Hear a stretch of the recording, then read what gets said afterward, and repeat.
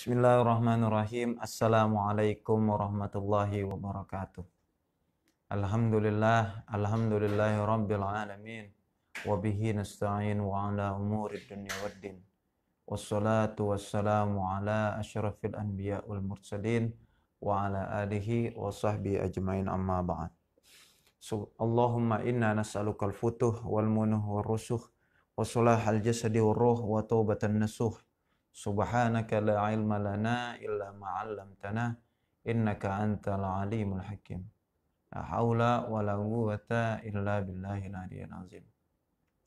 Rabbi shrah li sadri wa yassir li amri wahlul 'uqdatam min lisani yafqahu qawli. Mitra JSC yang dirahmati oleh Allah Subhanahu wa taala.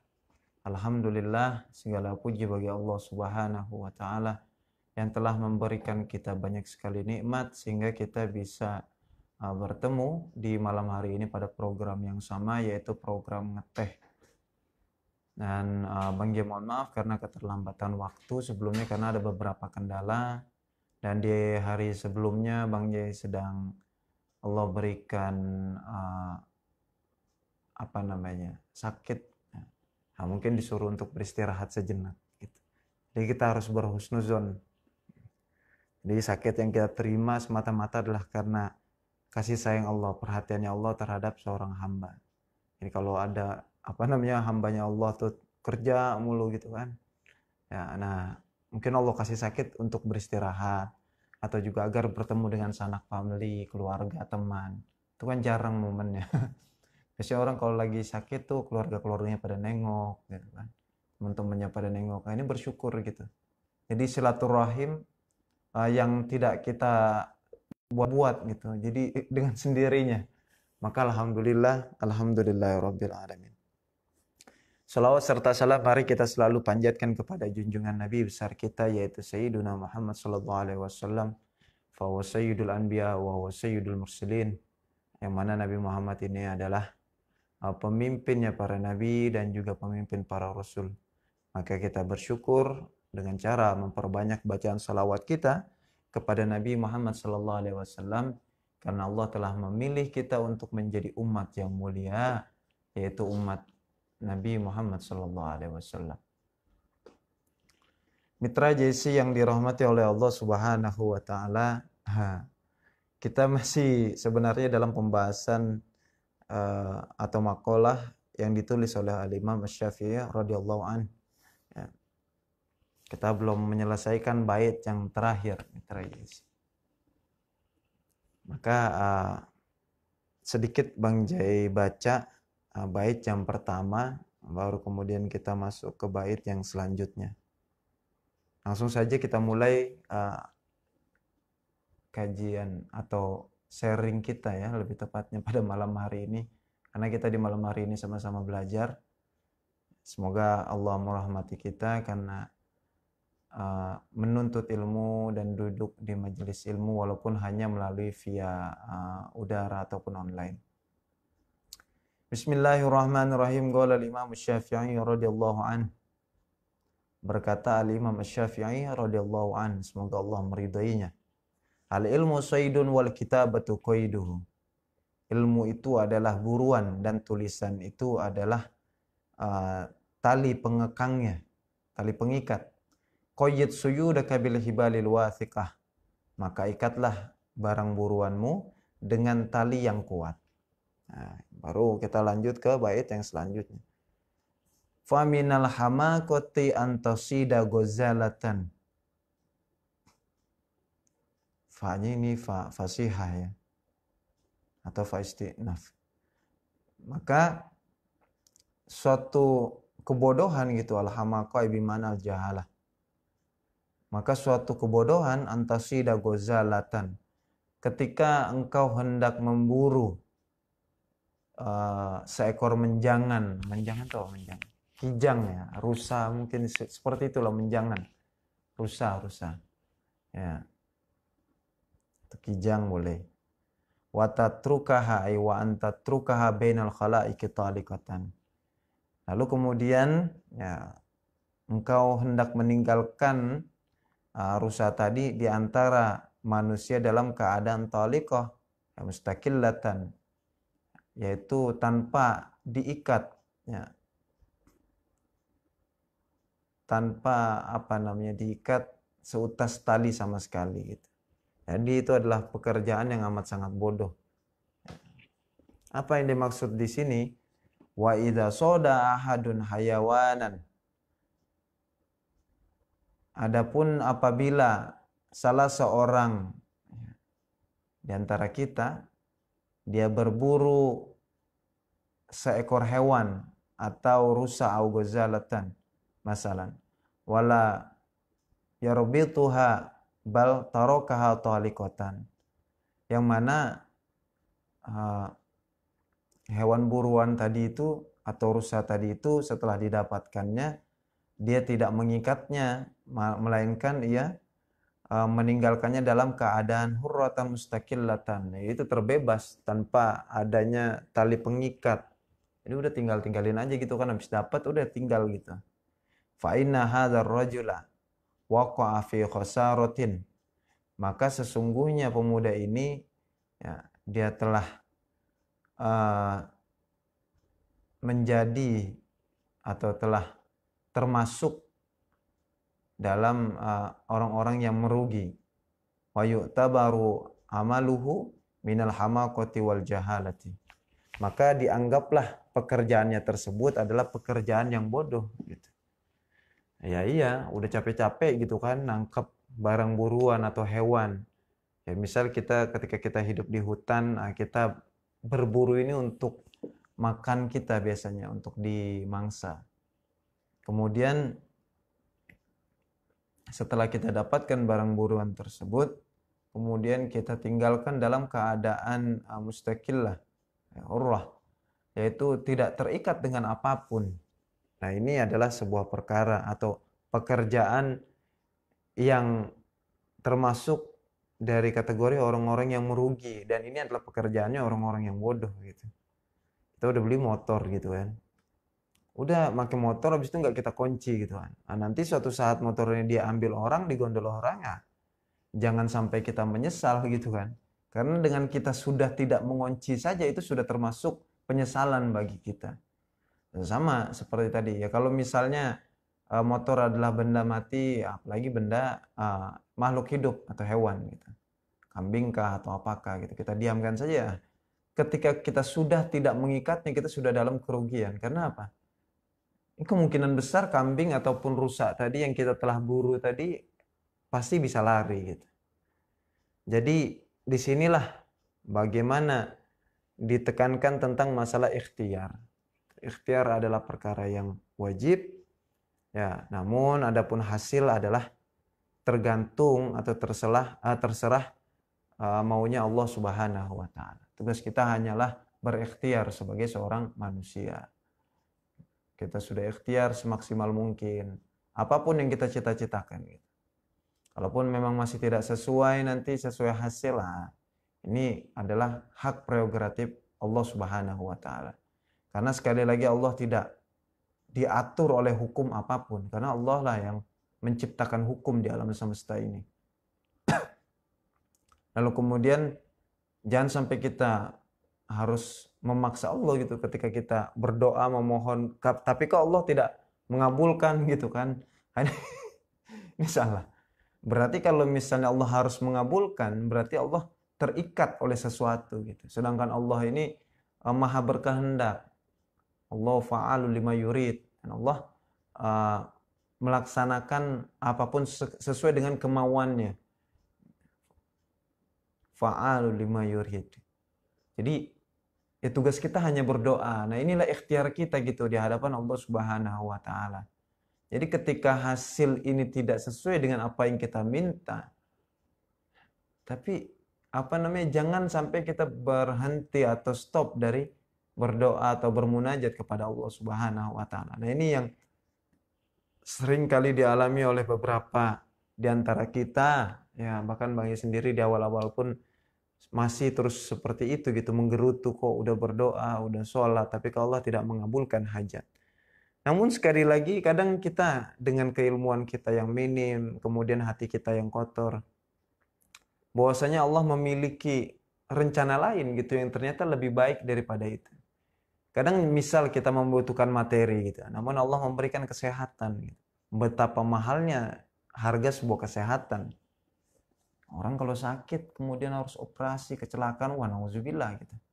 Ya semoga Allah terus berikan kita kesehatan gitu. Misal kita cuma minta 20 juta atau misal 50 juta gitu.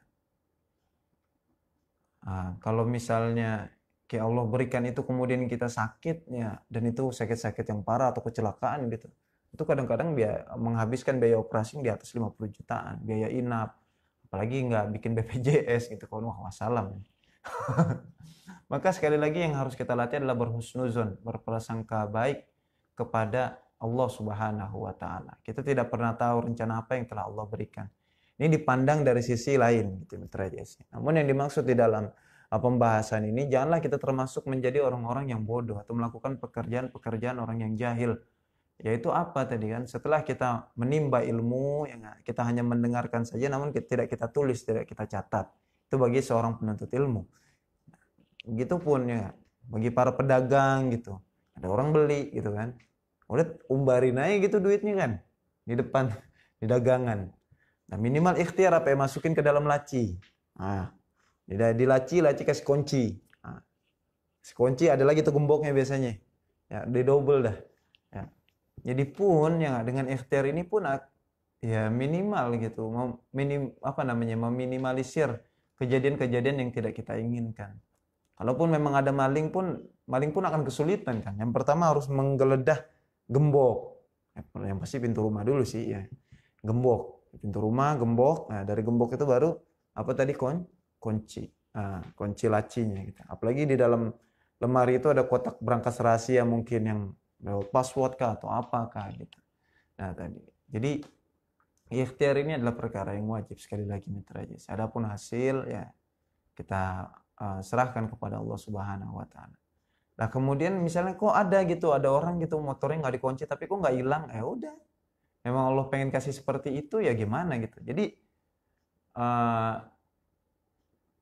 ada kadang perkara-perkara yang di luar logika manusia kadang. Jadi jangan selalu melulu kita timbang dengan logika. Karena ya berbicara iman ya berarti al-yaqinu kullu. Ya, kita meyakini ya. Maka tadi di dalam beberapa pembahasan para ulama-ulama besar, yakin itu terbagi menjadi beberapa tingkatan. Ada ilmu yakin, kemudian ainul yakin, ada hakul yakin. Ya. Yakin ini kadang ya tadi memang Allah berikan gitu. Berikan Allah tanamkan. Maka tadi ini adalah sebuah nikmat yang paling besar gitu. Ini suatu hal yang tidak bisa kadang kita logikakan kadang. Nah, kita lahir gitu dalam keadaan seorang muslim.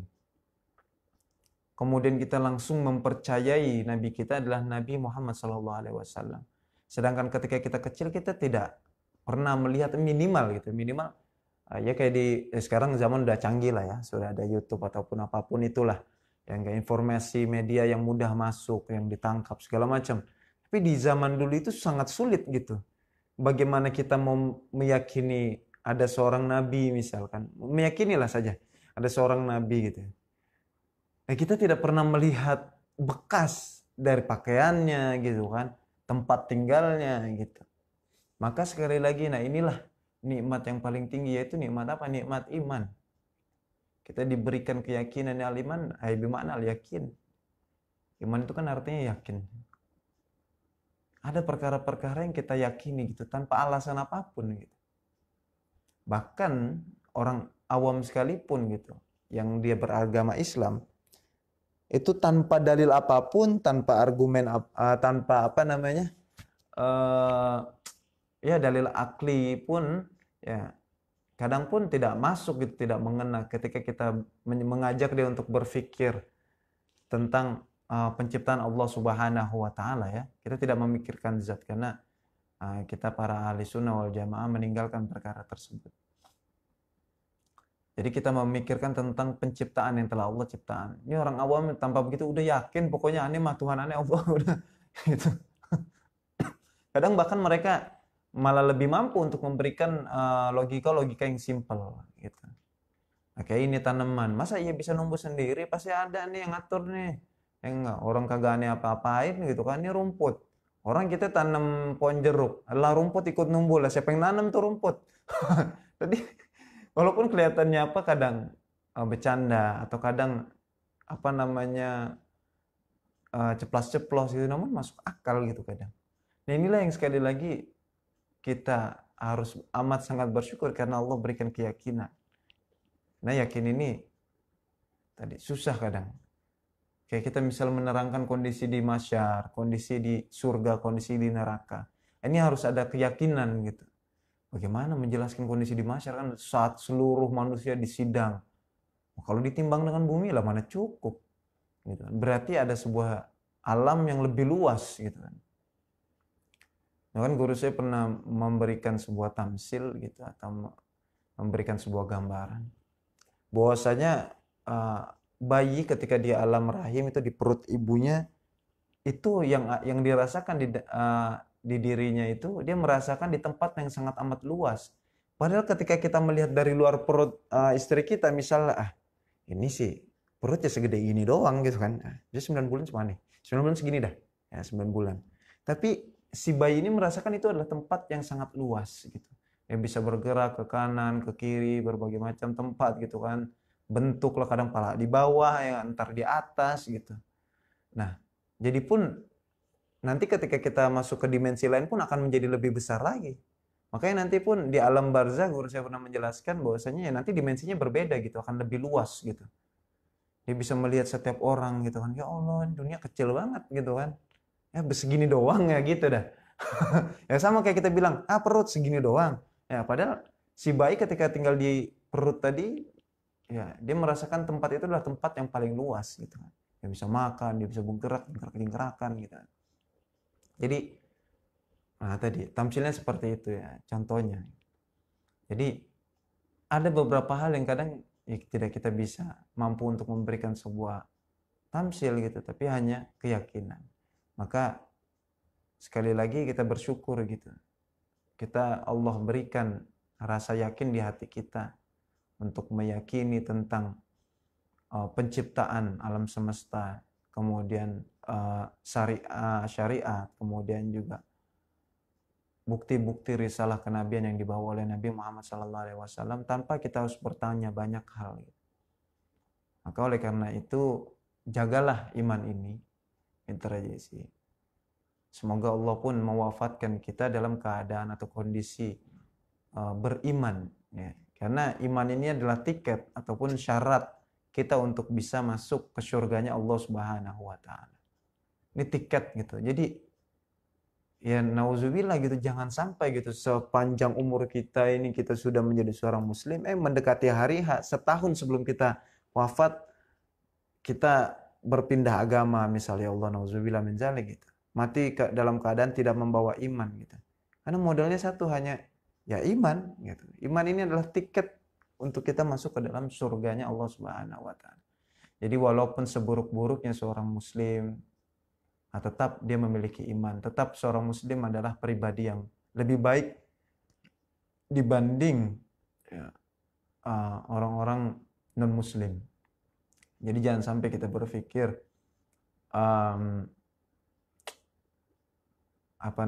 wah si itu baik tapi dia bukan orang muslim gitu. Enggak. Jangan begitu. Ini akan memberikan sebuah kerancuhan gitu. Ya orang-orang yang mencoba untuk mengobrak-abrik pertahanan keimanan kita, jangan. Tetap orang muslim itu baik. Seburuk-buruknya orang muslim itu masih ada nilai di hadapan Allah Subhanahu wa taala. Ya tadi kita. Innal insana lafi khusrin illal ladzina amanu. Ya. Sesungguhnya manusia benar-benar di dalam kerugian illal ladzina amanu, ya, melainkan orang-orang yang beriman. Yang tidak rugi hanya orang beriman. Karena apa? Kebaikan sekecil apapun yang dilakukan oleh seorang muslim tetap ada nilai di hadapan Allah Subhanahu wa taala. Jadi jangan sampai bagi mitra atau teman-teman sekalian yang saat ini belum bisa beribadah maksimal gitu, berkecil hati jangan. Ya, kelak nanti suatu saat Allah memberikan hidayah, kemudian taufik untuk bisa beristiqomah, menjadi pribadi yang baik. Jangan. Tetap yang dilakukan seorang muslim ini ada memiliki nilai yang besar di mata Allah, walaupun kecil di mata manusia. Hanya memberikan makan kucing gitu, misalnya ada preman gitu kan. Preman nggak pernah sholat misal. Ya, kita lihat misalnya, wah ini preman kagak pernah sholat gitu kan. Cuman ya kelakuan perbuatan baik yang sering dilakukannya namanya ini preman ya, biasa di terminal-terminal atau jalanan. Namun dia kalau misalnya ada mobil parkir gitu, atau misalnya ada kecelakaan di jalan-jalanan, dia paling sigap itu. Ya, paling cepat nganternya ke rumah sakit. Lah saat itu kondisi kita di mana? Di masjid gitu kan. Lah sama-sama baik kita. Nah, jadi jangan pun kita menilai pun yang baik itu hanya di masjid, saya tidak. Ya. Ini untuk melatih husnuzon kita terhadap sesama muslim khususnya gitu. Dia menolong orang, bisa saja dengan menolong orang tersebut dia tulus, ikhlas ya kan. Karena tadi yang paling penting itu di dalam melakukan segala sesuatu adalah ikhlas. Ya, semata-mata mengharapkan balasan dari Allah Subhanahu wa taala. Dia menolong orang tersebut ya, nggak taunya setelah menolong orang tersebut jadi berikan hidayah, ya, Allah tiup nih, kasih hidayah misal gitu kan. Allah memberikan hidayah gitu. Ya, dia sadar dari kejadian tersebut, ya Allah, setiap orang pasti mati gitu kan. Saya selama ini bergelut di dalam kemaksiatan, belum sempat duduk di hadapanmu ya Allah. Gitu. Kayaknya saya harus berubah saat ini juga gitu. Dia melihat sebuah kejadian, ya dia melihat sebuah kejadian yang kejadian yang amat sangat besar bagi dirinya gitu, pengalaman yang amat sangat berharga. Orang udah umur segini mati gitu kan, wah di jalanan lagi kan, ini orang masuk neraka apa surga?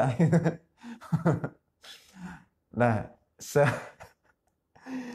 seburuk-buruknya kadang orang-orang muslim ya tetap dia pasti meyakini gitu antara neraka surga itu memang benar adanya gitu.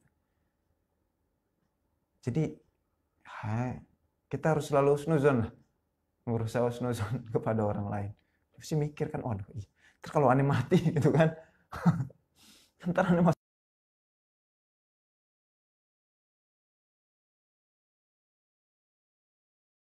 Sudah engkau berikan hidayah di dalam hatiku, maka selanjutnya engkau berikan taufik kepada diriku agar aku bisa beristiqomah untuk selalu menghambakan diri di hadapanmu, melaksanakan perintah-perintahmu. Nah, kita nggak tahu tuh begitu-begituan. Ya, itu perkara kecil. Gitu. Jadi, ya sering sekali Bang Jia bahas banyak sekali. Kita kadang selalu berkutat tentang masalah ibadah mahdhah. Tapi tidak memperhatikan ibadah guru mahdhah. Ya, antar muamalah, antar sesama manusia, antar sesama makhluk gitu. Memberikan makan kucing yang kelaparan mungkin.